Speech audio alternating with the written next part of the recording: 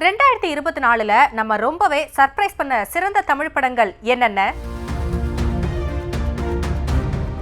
கவனம் பெற்ற நாயகிகள் தமன்னா முதல் லப்பர் பந்து ஸ்வாசிகா வரை 3 பாகங்களாக உருவாகும் வாடிவாசல், வெற்றிமாறன் போட்ட மாஸ் பிளான். ஒரே மாதத்தில் ரிலீஸுக்கு தயாராகும் விஜய் சேதுபதியின் 2 படங்கள். அட, இயக்குனரும் ஒருத்தர் தானாமே. தயாராகிறதா 96 திரைப்படத்தின் 2ஆம் பாகம்? இயக்குனர் கொடுத்த அப்டேட். அஜித் 102 டிகிரி காய்ச்சலோடு டான்ஸ் பண்ணார். விடாமுயற்சி குறித்து கல்யாண் மாஸ்டர் பகிர்ந்த சுவாரஸ்ய தகவல். டிமாண்டி காலனி 2 கொடுத்த தைரியம், விரைவில் 3ஆம் பாகம். சினி வட்டாரங்கள்ல என்ன நடக்குதுன்னு இந்த தொகுப்புல விரிவா பார்க்கலாம். Welcome to cine snacks.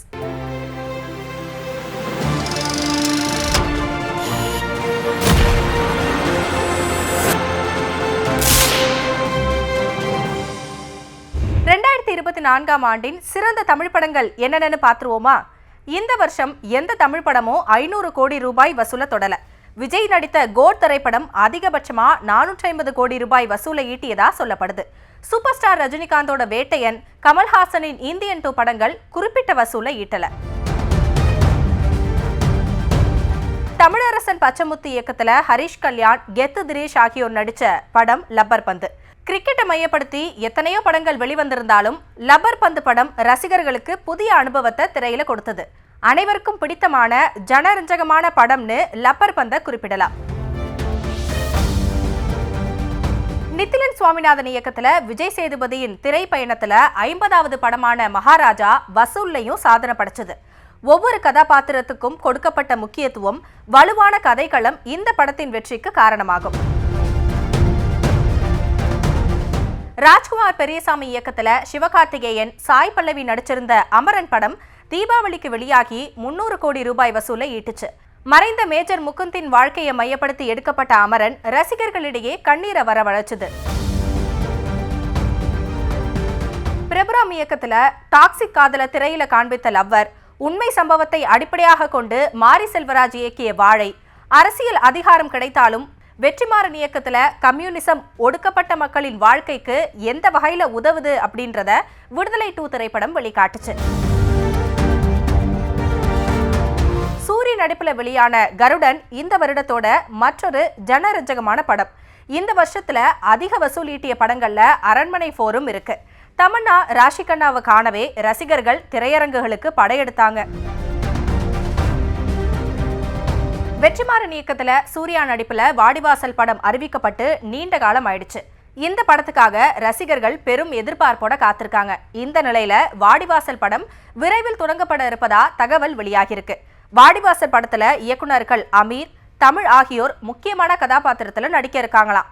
நீண்ட காலமா சூர்யா வெற்றிமாறன் இணையும் வாடிவாசல் படத்துக்காக ரசிகர்கள் வெறித்தனமா காத்திருக்காங்க. இந்த படம் தொடர்பான அறிவிப்பு வெளியாகி சில ஆண்டுகள் ஆகியிருந்தாலும் இன்னமும் வாடிவாசல் துவங்கல. இந்த நிலையில வெற்றிமாறன் இயக்கத்துல வெளியான விடுதலை பார்ட் 2 படத்துக்கு நல்ல வரவேற்பு கிடைச்சிருக்கு. அதே குஷியோட விரைவில் வாடிவாசல் படத்திற்கான பணிகளும் துவங்கும் அப்படின்னு எதிர்பார்க்கப்படுது. அது மட்டும் இல்லாம வாடிவாசல் குறித்து தற்போது லேட்டஸ்ட் தகவல் ஒன்று வெளியாகிருக்கு. அது என்னன்னா, ஜல்லிக்கட்டை மையமா வச்சு இந்த படம் உருவானாலும் தன்னோட பாணியில வாடிவாசல்லையும் வெற்றிமாறன் அரசியல் பேச உள்ளதா கூறப்படுது. கூடுதல் ஸ்பெஷல் என்னன்னா, இந்த படம் 3 பாகங்களா உருவாக இருப்பதாகவும் தகவல் வெளியாயிருக்கு. நடிகர் விஜய் சேதுபதியின் அடுத்தடுத்த படங்கள் வெளியாகி மிகப்பெரிய அளவுல ரசிகர்களை கவர்ந்து வருது. அந்த வகையில அவரது 50வது படமான மகாராஜா படம் 110 கோடி ரூபாய்க்கும் மேல வசூல் செஞ்சு படம் மிகப்பெரிய அளவுல கல்லா கட்டுச்சு. சில வாரங்களுக்கு முன்பு சீனாலையும் வெளியிடப்பட்டு 80 கோடி ரூபாயை தாண்டி வசூல் பண்ணுச்சு. விஜய் சேதுபதி நடிப்புல அண்மையில வெளியான விடுதலை 2 படமும் 50 கோடி ரூபாயை தாண்டி வசூலிச்சது. இந்த நிலையில அடுத்தடுத்து மிஷ்கின் இயக்கத்துல விஜய் சேதுபதி நடிச்சிருக்கிற பிசாசு 2 மற்றும் ட்ரெயின் படங்கள் ரிலீஸுக்கு தயாராகி வருது.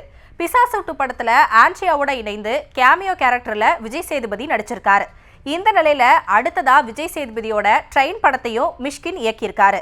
இந்த படமும் ஷூட்டிங் ஏறக்குறைய நிறைவு செய்யப்பட்டு போஸ்ட் ப்ரொடக்ஷன் வேலையெல்லாம் நடந்துட்டு இருக்கான். பிசாசு 2 படம் ஹாரர் த்ரில்லரா உருவாகி இருக்கிற நிலையில ட்ரெயின் படமும் ஒரே நாள்ல நடக்கும்படியா த்ரில்லர் பாணியில உருவாக்கப்பட்டிருக்கான். பசங்க சுந்தரபாண்டியன் போன்ற திரைப்படங்களின் ஒளிப்பதிவாளரான பிரேம்குமார் 96 திரைப்படத்தின் மூலமா இயக்குனரா அவதாரம் எடுத்தாரு. 90s கிட்ஸ், 2K கிட்ஸ் அப்படின்னு பலருக்கும் இந்த திரைப்படம் அப்படி ஒரு ஃபேவரட்னு சொல்லலாம். அது மட்டும் இல்லாம பலருடைய பள்ளி பருவ நாஸ்டாலஜியா பக்கங்களையும் இந்த படம் புரட்டி போட்டுச்சு. தற்போது 96 திரைப்படத்தின் 2ஆம் பாகம் பத்தி இயக்குனர் பிரேம்குமார் பேட்டி ஒன்றுல பேசியிருக்காரு.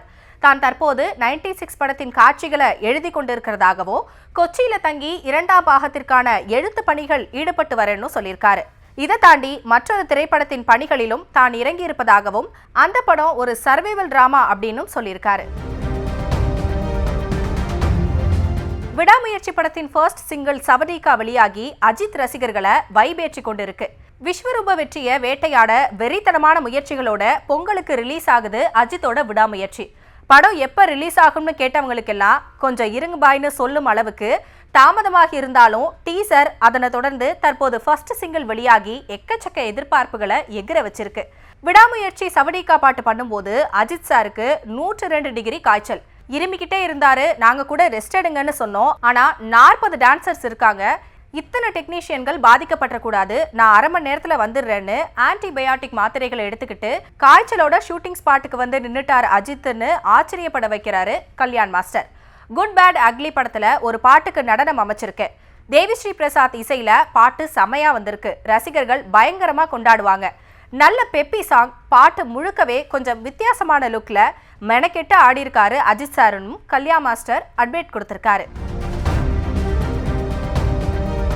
இயக்குனர் அஜய் ஞானமுத்து இயக்கத்துல டிமாண்டி காலனி முதல் பாகத்தின் வெற்றியை தொடர்ந்து 7 ஆண்டுகள் கழிச்சு இந்த படத்தோட 2ஆம் பாகம் வெளியானுச்சு. ரசிகர்களோ வழக்கமான பேய் படங்களை போல அல்லாம புதுவித அனுபவத்தை கொடுத்ததா சொல்லியிருந்தாங்க. படத்துக்கு மக்களிடமிருந்து நல்ல விமர்சனம் வந்ததால படமும் நல்ல வசூல அள்ளுச்சு. 2ஆம் பாகத்திற்கு கிடைத்த மகத்தான வெற்றியை தொடர்ந்து 3ஆம் பாகத்தை எடுப்பதற்கான முன் தயாரிப்பு பணிகளை இயக்குனர் அஜய் ஞானமுத்து தொடங்கி இருக்கிறதா சொல்லப்படுது. ஜப்பான் உள்ளிட்ட பல்வேறு நாடுகள்ல படப்பிடிப்பை நடத்த போவதாகவும் கூறப்படுது. முதல் 2 பாகமும் சென்னையை சுற்றி நடந்த நிலையில இந்த கதையின் முக்கியமான கரு வெளிநாட்டில் இருந்து தான் தொடங்கும்ன்றதுனால அங்கிருந்தே படப்பிடிப்பு தொடங்க இருக்கான். 2024ஆம் ஆண்டு ஏராளமான நாயகிகள் தங்களோட கேரக்டர்களால ரசிகர்களை வெகுவா கவர்ந்திருந்தாங்க. சிறிய பட்ஜெட்ல உருவான படங்கள்ல நடிச்சிருந்தாலும் இவர்களோட கேரக்டர்கள் அதிகமான வரவேற்பை பெற்று பேசப்பட்டன. அரண்மனை 4 படத்துல நடிச்சு தமன்னா கோலிவுட் ரசிகர்களை வெகுவா கவர்ந்திருந்தாங்க. மலையாளத்துல முன்னணி நடிகையாக இருந்த மஞ்சு வாரியர் தற்போது ரீஎன்ட்ரியை கொடுத்து வராங்க. தமிழ்லையும் இவருக்கு சிறப்பான படங்கள் அமைஞ்சது. வேட்டையன், விடுதலை 2 படங்கள் இவருக்கு தமிழ்ல அதிகமான வரவேற்பை பெற்றுக் கொடுத்தது அப்படின்னே சொல்லலாம். இந்த வரிசையில சாய் பல்லவிக்கும் இந்த ஆண்டு தமிழில் சிறப்பாவே அமைஞ்சது. ராஜ்குமார் பெரியசாமி இயக்கத்தில் வெளியான அமரன் படம் இந்த ஆண்டு அவருக்கு மிகப்பெரிய வரவேற்பை பெற்றுக் கொடுத்தது. மலையாள பெண் இந்துவாக மின்னலை பாடலில் மட்டுமல்ல, படம் முழுக்க அத்தனை அழகா நடிச்சிருந்தாங்க. தங்கலான் படத்துல நடிச்சிருந்த மாளவிகா மோகனன், பார்வதியின் நடிப்பு அனைவராலும் பாராட்டப்பட்டுச்சு. பிரியா பவானி சங்கருக்கு டிமாண்டி காலனி 2, பிளாக் போன்ற படங்கள் வெளியாகி அவருக்கு சிறப்பான கம்பேக்கை கொடுத்துச்சு. லவர் படம் மூலமா ஸ்ரீ கௌரி பிரியா சிறப்பான என்ட்ரியை தமிழ கொடுத்திருக்காங்க. லவர் பந்து படத்தின் நாயகிகள் ஸ்வாசிகா மற்றும் சஞ்சனாவும் ரசிகர்களோட விருப்பத்திற்குரிய நாயகிகளா மாறியிருக்காங்க. இதே போல இயக்குனர் மாரி செல்வராஜ் இயக்கத்தில் வெளியான வாழை படம் மூலம் நிகிலா விமல், திவ்யா துரைசாமியும் தென்கிழக்கு தேன்சிட்டாய் தமிழக ரசிகர்களின் நெஞ்சங்களை கொள்ளையடிச்சாங்க. இதற்கிடையே சூரியோட கருடன் படத்துல இணைஞ்ச சிவதா மற்றும் கொட்டுக்காளி படத்துல இணைஞ்சிருந்த ஆனாபென் இவங்களும் அதிகமா கவனிக்கப்பட்டாங்கன்னே சொல்லலாம். இதே மாதிரி இன்னும் நிறைய சினி அப்டேட்ஸோட அடுத்த எபிசோட்ல உங்களை சந்திக்கிறேன். அதுவரை உங்களிடமிருந்து விடைபெறுவது உங்கள் ஹாசினி.